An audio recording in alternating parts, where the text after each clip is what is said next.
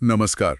तो आज हमारे सामने ये नेचुरल लैंग्वेज प्रोसेसिंग के इतिहास पर कुछ काफी दिलचस्प नोट्स और दस्तावेज हैं। जी। हमारा मिशन है ये समझना कि मशीनें हमारी भाषा को समझने के इस सफर पर मतलब कैसे चली और इन स्रोतों से क्या खास बातें निकलती हैं। हाँ। शुरुआत करते इस विचार से कि मशीनें भाषा समझें, ये आज जितना आम लगता है, इसकी जड़ें तो काफी पुरानी हैं। बिल्कुल। और इन नोट्स में एक बात तो मुझे बहुत आश्चर्यजनक लगी, वो 17वीं सदी के दार्शनिक गॉटफ्राइड लाइबनिट्ज। हाँ, उनका जिक्र है। जी, वो उस समय एक ऐसी सार्वभौमिक भाषा, वो कैरेक्टरिस्टिका यूनिवर्सैलिस और एक तार्किक प्रणाली कैलकुलस रासेटोनेटर की बात कर रहे थे। कमाल है। हाँ, मतलब ज्ञान को दर्शाना, तर्क को ऑटोमेट करना, ये आज के एनएलपी लक्ष्यों का जैसा ये दस्तावेज बताते हैं, एक बहुत ही शुरुआती खाका था। है ना, कमाल की बात। तो चलिए इन नोट्स के सहारे इस यात्रा को देखते हैं। शुरुआत होती है वो प्रतीकात्मक युग से, है ना, करीब 1950 से 80 तक। जी, प्रतीकात्मक युग। जब कोशिश थी कि कंप्यूटरों को भाषा के नियम सिखाए जाएं। हाँ, इसको कई बार गुड ओल्ड फैशन्ड एआई या जीओएफएआई भी कहते हैं। अच्छा। मूल विचार यही था कि अगर हम भाषा के सारे व्याकरण के नियम, शब्दों के अर्थ, वो सब कंप्यूटर में डाल दें तो वो भाषा समझ जाएगा। इन नोट्स में जॉर्जटाउन आईबीएम प्रयोग का जिक्र है। मशीन अनुवाद का एक बहुत शुरुआती प्रयास था वो। हाँ, जिसने काफी उम्मीदें जगाई थी, सुना है। बिल्कुल। और एलाइजा, वो उदाहरण भी है इसमें। ये तो बड़ा मजेदार था। हाँ, एलाइजा तो पैटर्न मैचिंग से ही बातचीत का एक कह सकते हैं भ्रम पैदा करता था। हाँ, और नोट्स बताते हैं कि इसने वो एलाइजा इफेक्ट को जन्म दिया। मतलब लोग सच में मानने लगे थे कि मशीन समझ रही है। सही। ये मजेदार है ना, कि कैसे हम मशीनों में भी समझ ढूंढने लगते हैं। आज भी तो होता ही है चैटबॉट्स के साथ। बिल्कुल बिल्कुल। और श्रडलू भी था एक, वो एक सीमित ब्लॉक वर्ल्ड में कमांड समझ सकता था। अच्छा।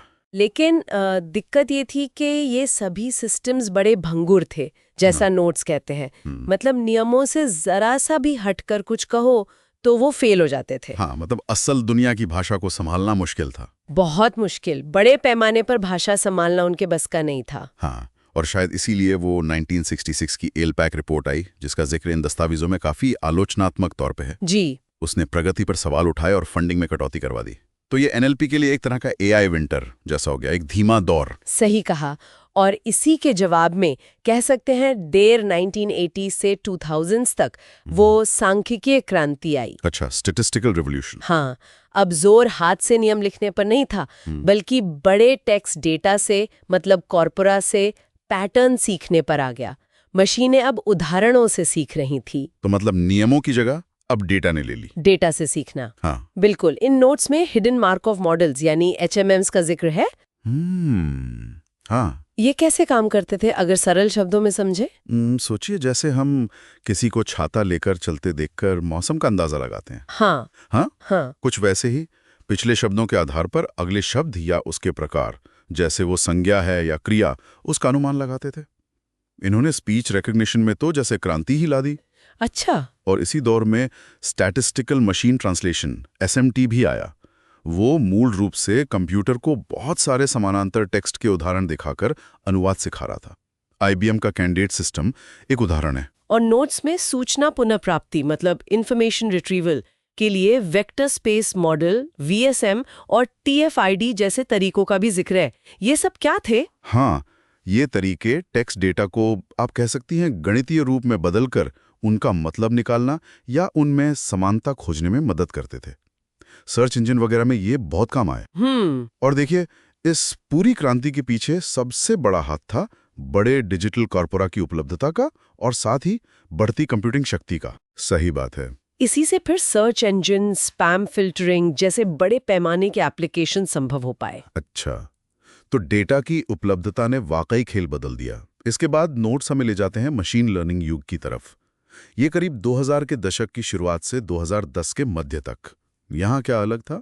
यहाँ पर जो पहले से स्थापित मशीन लर्निंग एल्गोरिदम्स थे, जैसे एसवीएम, नेव बायस, लॉजिस्टिक रिग्रेशन, उनका उपयोग बढ़ा। ओके। लेकिन जो महत्वपूर्ण बदलाव था वो था फीचर इंजीनियरिंग पर जोर। फीचर इंजीनियरिंग मतलब टेक्स्ट डेटा से काम की जानकारी या कह लें सुराग, फीचर्स निकालना। जैसे बैग ऑफ वर्ड्स, बो, यानी कौन कौन से शब्द मौजूद हैं, बस इतना देखना। हाँ। या फिर एनग्राम्स, यानी शब्दों के क्रम को देखना, 2-2, 3-3 शब्दों के जोड़े। ये सब फीचर्स थे। लेकिन दस्तावेज ये भी कहते हैं कि इन फीचर्स को शैलो यानी सतही कहा गया है, ऐसा क्यों? हाँ, शैलो इसलिए क्योंकि ये फीचर्स अक्सर शब्दों के गहरे अर्थ या उनके बीच के जो जटिल संबंध होते हैं या फिर संदर्भ, उसको पकड़ने में उतने कामयाब नहीं थे। अच्छा, वो भाषा की बस सतह पर काम करते थे, गहराई में नहीं जाते थे। समझिए। हालांकि इसी दौर में NLTK और स्टैनफोर्ड कोर NLP जैसे टूलकिट्स आए, जिनका जिक्र नोट्स में है।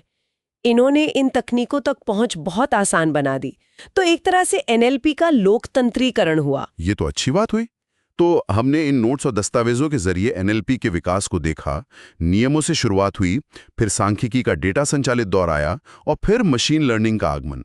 हर दौर पिछले की नींव पर ही बना। बिल्कुल, और ये पूरी यात्रा यही दिखाती है कि कैसे नए विचार, फिर डेटा की बढ़ती उपलब्धता और कंप्यूटिंग शक्ति, इन सब ने मिलकर मशीनों की भाषा समझने की क्षमता को लगातार आगे बढ़ाया है। ये इन स्रोतों में बिल्कुल साफ दिखता है। तो अंत में इन स्रोतों के आधार पर एक विचार के साथ छोड़ते हैं श्रोताओं को। अगर मशीन लर्निंग युग के वो शैलो फीचर्स भाषा की गहरी समझ के लिए, जैसा कि नोट्स इशारा करते हैं, पर्याप्त नहीं थे, तो फिर मशीनों को वास्तविक मानव भाषा के सूक्ष्म अर्थों और संदर्भ को समझने के लिए अगली किस बड़ी छलांग की जरूरत हो सकती है? मतलब जो केवल डेटा पैटर्न पहचानने से आगे जाए। सोचने वाली बात है।